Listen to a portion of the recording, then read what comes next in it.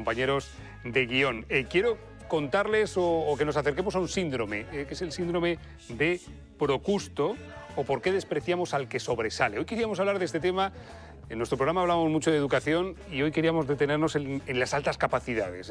Lo que, bueno, es la primera pregunta que les voy a hacer a mis invitadas. María Rodríguez, presidenta de ASA Málaga, gracias por venir. Nada, gracias a vosotros por invitarnos. Un placer. Y Serafina Castro, gracias también por estar con nosotros. Muchas gracias. Eres profesora de la Universidad de Málaga, especializada en altas capacidades y además, si no me equivoco, también mamá. Sí, de 2 hijos con altas capacidades. Sí, vale. Sí. Oye, primera pregunta que os hago. ¿Lo de las altas capacidades es lo que siempre hemos conocido como un niño o una niña superdotada? Bueno, vamos a ver, ahí hay una confusión terminológica porque cuando hablamos de altas capacidades nos estamos refiriendo a distintos perfiles actitudinales. Tenemos al sobredotado, al niño con sobredotación, que se conoce también como superdotado, talentos simples que destacan en un área concreta, talentos complejos, precocidad, etcétera. Por tanto, las altas capacidades engloban distintos perfiles. Entonces es mucho mejor, y por eso os lo pregunto, referirnos de esta manera, como altas capacidades. ¿Qué son las altas capacidades, María? Bueno, pues son niños que tienen una distinta forma, por ejemplo, de aprender, aprenden normalmente pues, más rápido. Decir también una lista de características que pueden tener estos niños también a veces es un poco peligroso, porque es que lo que hacen a veces es que pues, o bien los profesores o los mismos padres, si no cumplen pues, todos los ítems que se van nombrando, pues dicen, no, pues entonces ya no es. Claro. Entonces es eso, normalmente son niños eso, o que pues, les interesa especialmente un área determinada, especialmente es eso, que aprenden por encima del resto de niños de su misma edad. ¿Y cómo se detectan? ¿Los que somos papás, mamás? ¿Cómo... Se puede detectar de varias formas. En los colegios en Andalucía pues hacen unos test que se le entrega al profesorado y a los padres cuando tienen 5 años y cuando tienen 12. Ahí, si se alcanza unas determinadas puntuaciones, en el año siguiente se le pasa una prueba rápida, un screening, y después ya una evaluación psicopedagógica completa si han pasado las pruebas anteriores. También, de todas formas, si un padre sospecha que su hijo tiene altas capacidades, puede solicitar en el colegio que a su hijo se le haga una evaluación porque tiene sospechas de altas capacidades. ¿Y de qué cifras estamos hablando, Serafina? De niños que pueden... Sí.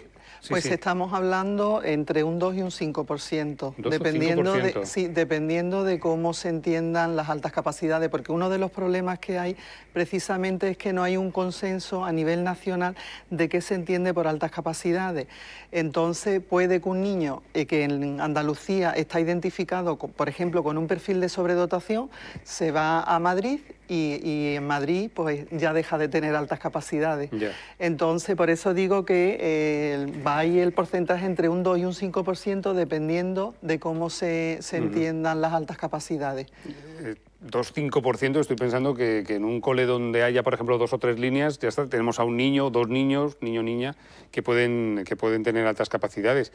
Ya me encuentro con el primer problema, que lo has puesto tú encima de la mesa. Las administraciones, dependiendo de dónde estemos en España, se barema de forma distinta. Primer problema, porque hay más, claro, María. Sí.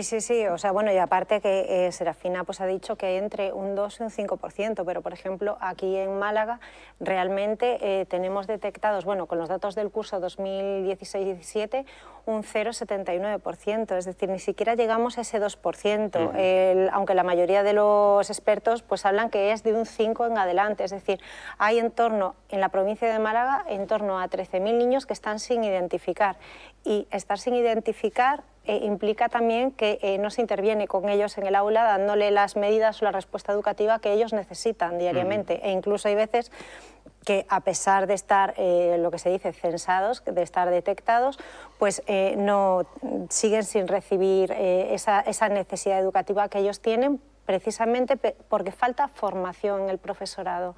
Es necesario pues, que el profesorado se sensibilice, que caigan pues, todos los mitos y estereotipos que hay en torno a las altas capacidades y demás, pero sobre todo lo más importante es la formación. Vamos a tirar todos esos mitos y todos esos prejuicios. ¿Cuáles son? O sea, porque yo creo que Serafina hace así como... Sí.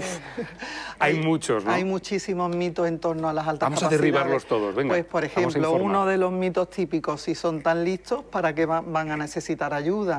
Entonces, además, ese es uno de los problemas fundamentales que hay, que son niños con necesidades educativas especiales, pero claro, en la campana de Gauss, como están en el extremo superior, pues se presta más atención a los niños que tienen necesidades educativas que están en el otro extremo de la campana de Gauss, es decir, por déficit. Y entonces eso implica que se dejan en segundo lugar la atención que puedan necesitar ellos. Entonces, uno de los mitos es ¿para qué se les va a atender? Si son tan listos no necesitan ningún tipo de ayuda. Y bueno, no sé, es que hay tantísimos mitos en torno a las altas capacidades que... He leído esta mañana, intentando documentarme para la entrevista, son distintos informes y no sé si vosotras me vais a poner rápidamente los números correctos, pero que en torno a un 40% de niños que tienen altas capacidades sufren acoso escolar. Ah, pensé que me vas a decir que tenían fracaso escolar, porque andan por ahí también las cifras. Sí, he visto distintos datos, pero... Sí, están realizándose distintos estudios sobre el bullying en las aulas y demás. Por cómo son, pues no están adaptados... Bien, no son adaptados, ¿no? No, o directamente no son aceptados también a veces por su grupo de edad, o porque ellos mismos desde temprana edad se sienten ya distintos. Entonces, pues eso hace que, vamos a ver, a la diferencia normalmente pues se les rechaza, siempre, ¿no? Pues eso es lo que pasa con los niños. Entonces, pues bueno... por desgracia ocurre eso, o sea, sí que estamos en esas cifras. Es más, por ejemplo, en la UNIR están haciendo también un estudio sobre el acoso y el ciberacoso. Hemos hablado de acoso escolar, pero también hemos hablado ya también, o lo has sobrevolado, fracaso escolar, que esto es otra de las cosas que comentabas antes, Serafina. Niños que dicen, mucha gente dirá, pero si son muy listos. ¿Cómo es que suspenden? Claro, sí. Pues precisamente el fracaso escolar viene porque cuando son pequeños, pues realmente ellos no necesitan ningún tipo de ayuda o de apoyo, o no necesitan dedicar tiempo a estudiar, porque con lo que le explican en clase perfectamente se queda.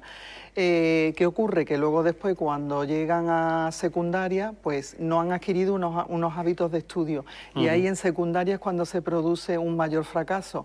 Pero también el fracaso se produce porque estos niños, como tienen ese potencial y tienen una mayor capacidad para aprender y para procesar la información, pues si saben ciertas cosas, por ejemplo, sumar, restar, leer, etcétera, y están en el colegio un día y otro sumando, restando, etcétera, pues llega un momento que desconectan porque lo que les van a enseñar ya ellos lo saben de hace bastante tiempo atrás. De alguna manera se aburren, ¿no? Se aburren muchísimo, y eso es lo que hace que muchas veces también en el aula pues tengan conductas que vamos a decir que son disruptivas, y a veces precisamente son llevados al orientador por parte del tutor o tutora porque dice, uy, este niño parece que tiene conducta disruptiva o parece que es hiperactivo, y cuando lo evalúa el orientador lo que hay de fondo pues es una alta capacidad que no ha sido identificada, no ha sido detectada antes, y bueno, pues... Recientemente habéis estado en la Universidad de Málaga tratando este tema, ¿no? Bueno, ha habido una jornada. Una jornada, ¿verdad? Sí.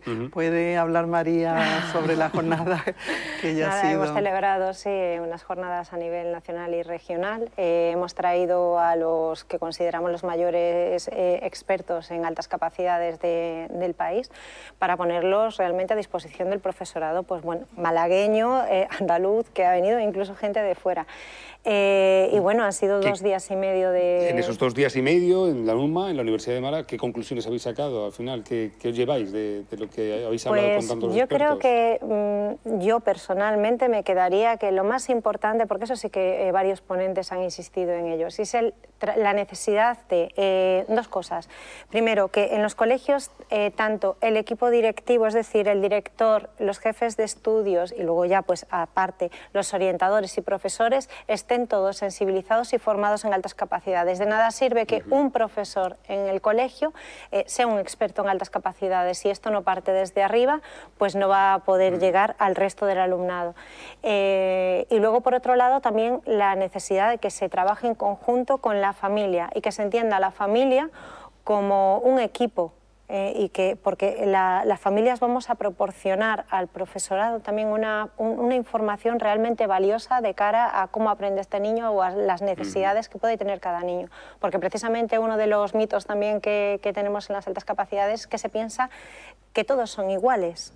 Y no, porque precisamente como aquí en Andalucía tenemos pues varios perfiles, no es lo mismo tener un niño con un perfil creativo, con un perfil matemático, entonces no todos son iguales. Claro. Te he presentado como presidenta de ASA, que es la Asociación para el Apoyo de Altas Capacidades Intelectuales. Cuéntanos cómo estáis trabajando desde la asociación. Bueno, en la asociación, bueno, yo entré, igual que Serafina, por ser madre también de 2 niños de altas capacidades. En la asociación lo que hacemos es, pues por ejemplo, los viernes y los sábados, pues impartimos talleres a niños exclusivamente de altas capacidades. Ahora mismo hay ya 580 niños en la asociación. Somos la segunda con un mayor número de niños de toda España. ¿Solo en Málaga? Solo en Málaga. Bien. Sí, sí, bueno, aunque vienen también algunos, pues eso, de Córdoba, de Almería, pero mayoritariamente sí. Entonces, se le imparten talleres en distintos ámbitos. Estoy viendo que estáis poniendo vídeos de la asociación y demás. Vuestros, sí. Entonces es eso, pues de ábaco, de ajedrez, pues por ejemplo, de ciencias impartidos por profesorado de la Universidad de Málaga, que eso le imparte los talleres a niños entre 8 y 12 años. También tenemos talleres de telecomunicaciones, igualmente impartidos por profesorado de la UMA. Ahora de informática, cada vez está siendo mayor el número de talleres que estamos impartiendo. Eso, ahora mismo ya son 76.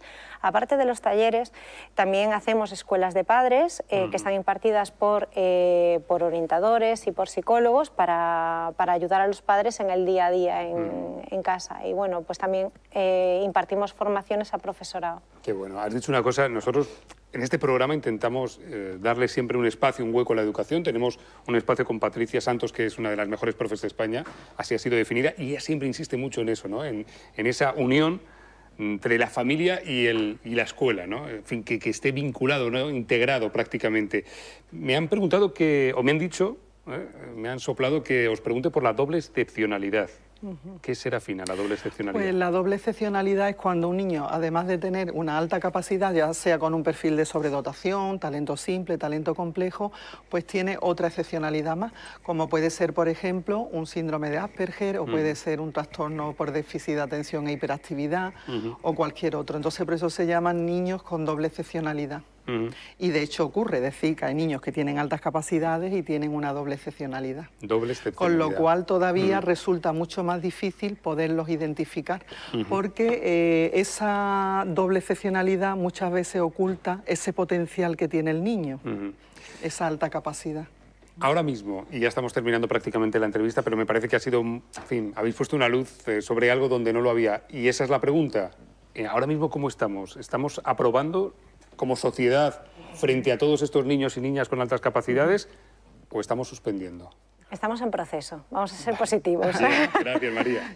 Nos gusta esa visión. Sí, sí, o sea, vamos a ver, es cierto que se está empezando a trabajar más, se está sensibilizando, pero aún queda un camino muy largo, pero sobre todo yo creo que lo más importante es que ahora mismo sí que es cierto que hay mucha gente que está diciendo, bueno, es que las altas capacidades son una moda, o está ahora de moda. No, no es que esté de moda, es que por fin estamos saliendo a la luz y viendo pues, las necesidades que estos niños tienen, y que es una pena que teniendo el potencial que tienen y la capacidad que tienen se pierdan pues muchos de ellos en un fracaso escolar y no sirvan realmente para la sociedad, o no podamos utilizar pues, todo ese potencial que ellos tienen. Estamos perdiendo mucho. Serafina, te dejo el último minuto como experta en la materia y como mamá para que lances el mensaje que quieres lanzar.